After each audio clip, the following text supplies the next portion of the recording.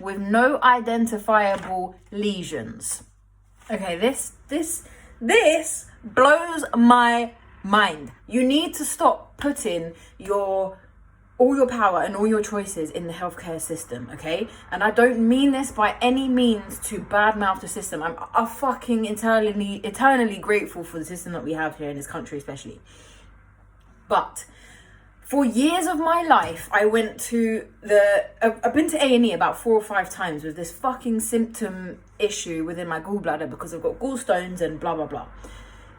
Not one time was I told by the healthcare system that emotions play a part of it, which is definitely work I've been doing, but also diet. One of the most obvious things, diet in itself, whatever you are experiencing in your body health-wise, either comes down to emotional diet. I was not once told about any of that. And I thought from a healthcare professional, at some point, diet would come up. Not once. So the last time I had a symptom flare up, I went to A&E because this was the time, if you heard my stories before, it was a time I literally thought I was going to die. It was that bad.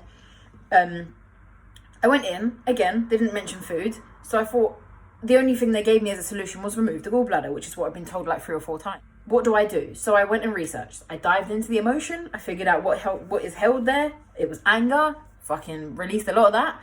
And I changed my diet. And when I say I changed my diet, I cut out shit that I knew was never going to be working for my body. That's dairy. That's a lot of meat. That's a lot of fatty foods. That's seed oils. Seed oils, guys. You have got to tune into your power. You've got to tune into your fucking body. You have to know your body better than any other healthcare professional on this fucking planet. You need to know. The reason why I'm telling you this is because I made the changes. This was in December 23, nearly 2 years later. Oh my God. I just had another scan to check if everything's okay. Now, some of the gallstones are still there, but during the last scan when December 23, when I had this really big flare up, they called me back and I shat myself. I literally thought I was dying. They told me they'd found a lesion on my liver.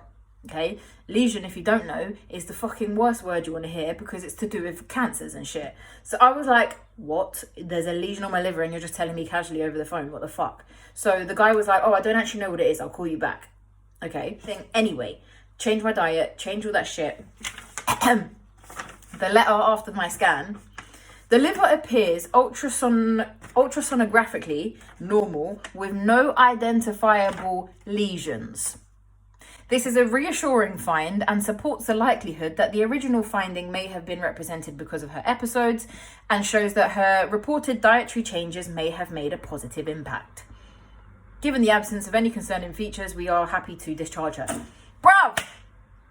If someone had told me back when I was 18, 19 to change my diet and look at my emotions and energy that's held in that space, I would not be in this problem fucking that many years later. But I gained the power. I did my research. I thought, okay, I'm going to take the scary step to go against what the fucking healthcare professionals are telling me to do and try my own thing because I know my body the best.